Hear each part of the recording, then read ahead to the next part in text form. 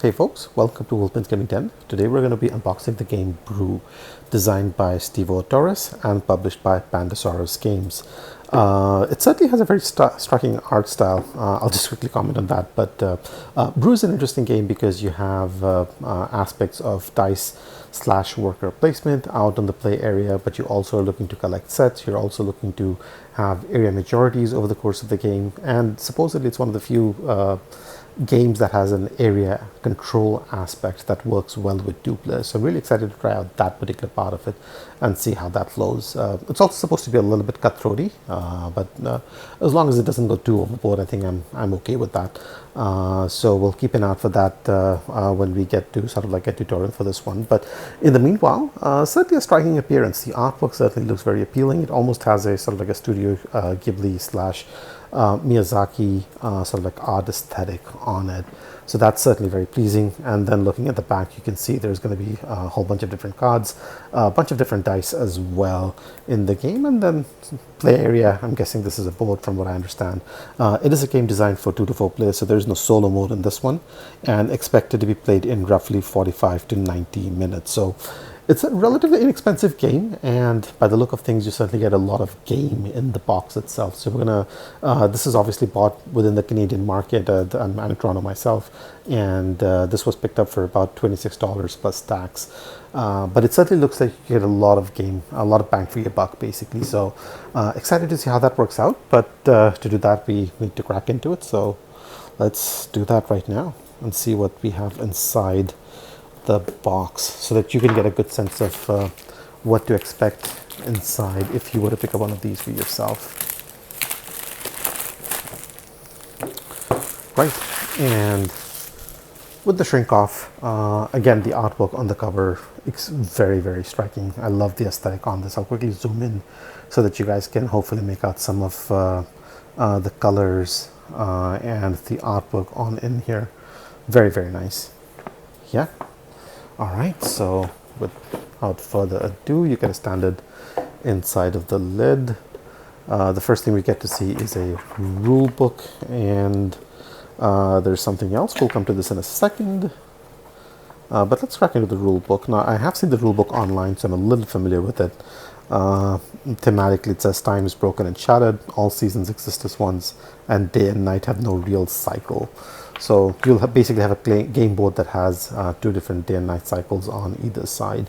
But it does have a numbered setup, which is always very helpful in terms of understanding what goes where, especially if you're playing your first game or so. And then on the player turns, you have 3 different actions to choose from. You may place 1 die, which is mandatory. You may brew a potion or drink a potion, and those 2 are optional. Lots of artwork that explains sort of like what's happening in the game area and with the actions. All of that is good. Elemental dice power, so it gives you a good breakdown of all of those. Releasing creatures, sorry, rather. Additional rules in terms of forcing dice, stacking dice, character reference, creature reference. So it looks like you get a lot of different reference material near the second half of the rulebook, and you have a lot of visuals, hopefully, that will make understanding the rules easy for most people going through it. So visually, certainly very striking and very appealing as far as the rulebook is concerned. So we'll move this off to the side. Now, next up we have this. And this, if I'm not mistaken, is more just yeah, it's just basically letting you know the different games that Pandasaurus has. That's some good games in their lineup, so maybe you can go through these and find out something else that might be of interest to you. But from a gameplay perspective, nothing really to help us out. Need assistance? If you do, well, there's that. Now we have some cardboard punch outs, and we have a few large ones and then a small one. So let's check out the small one first. These, if I'm not mistaken, are just points racks. So if you ever have to take a points counter, these are what you're going to be picking up, and you get them in denominations of 1 and 3. These are sort of like the wild resources in the game. Now, thickness is standard. Yeah, and considering the price of the game, no complaints from me. Works just as fine. This, if I remember correctly, is the first player marker. And then I forget what this was. well, it'll come back to me. But that's there. But these are all punching out quite well, no issues there. These are the different character tiles you can play with, and you can play with sort of like the generic no ability side, or you can play with the side that gives you a unique ability with each character you're going to play with. Thickness continues to be decent, obviously, and then we have more resource tokens that the game comes with, so all that is good. More character tiles, resource tokens, resource stuff, but then you have, this is the main game board that goes at the center, and this is double-sided. There we go. And depending on the side you have face up, the actions you can take can differ a little bit as well, so that's interesting. Yeah, I'm definitely intrigued by this one in terms of how, again, aesthetically very pleasing, mechanically has a lot of things that seem striking or interesting, so really excited. Now we have a deck of cards here, and then we have another deck of cards here, so and then some dice. We'll start off with the smaller standard sized cards first, perhaps. So let's do that. Thickness, well, could be thicker, to be honest. Texture is alright, not too bad, but I do wish this were a little bit thicker. It does feel like thinner stock than the average that I'm used to. Again, pretty inexpensive game, so I do have to, check myself with any major criticisms on production quality. But I mean, I'm going to sleeve this at the end of the day, so hopefully no long-term issues, but it could have been thicker. Artwork on these cards continue to be quite good.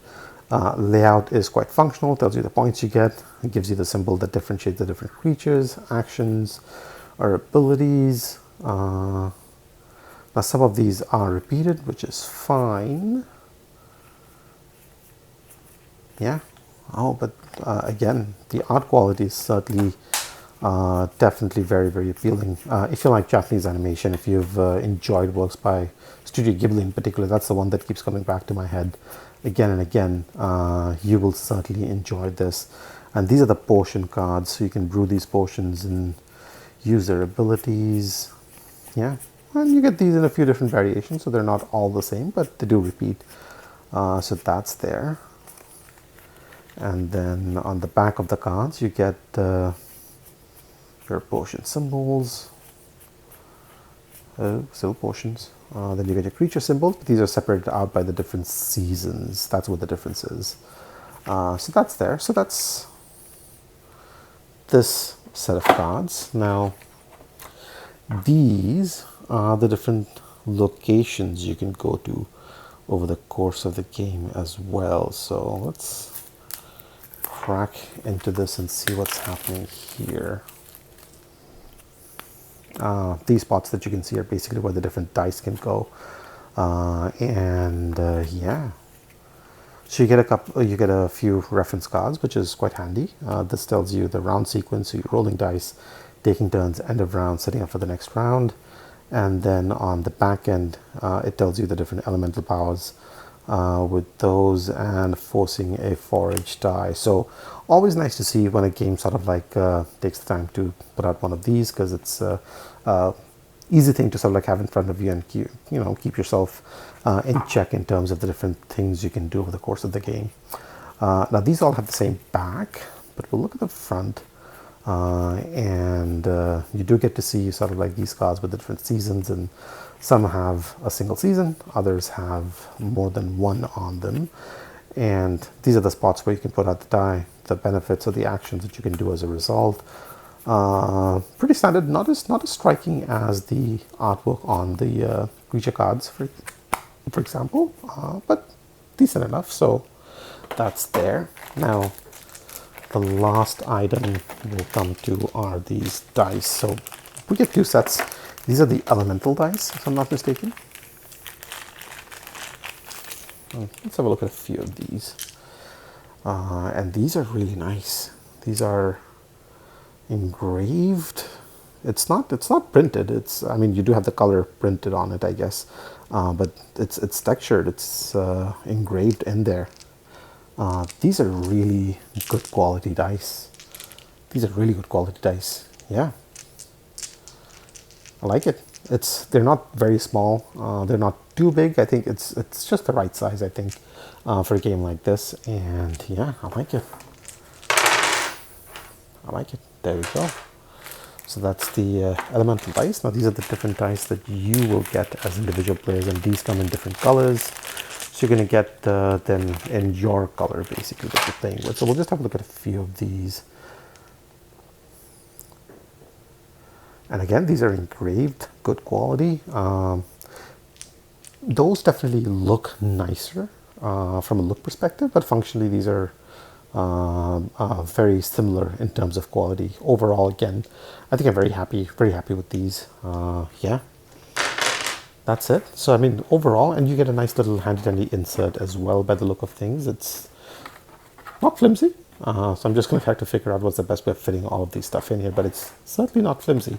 So you get some good quality components for a game at this price level, which is quite impressive. And if the quality of the game holds up the way that I'm hoping it will, it certainly is a very striking package. So that's it. That's everything that comes in the box for the game Brew. Hopefully you guys enjoyed the unboxing. I will have the tutorial for this coming up pretty soon, in a few days time as well. So if you're interested in that, or any other unboxings or tutorials and reviews and whatnot, do subscribe to the channel, and hopefully that's going to keep you up to date on the videos that I have coming up. But in the meanwhile, thanks for watching, and I will see you in the next one. Take care.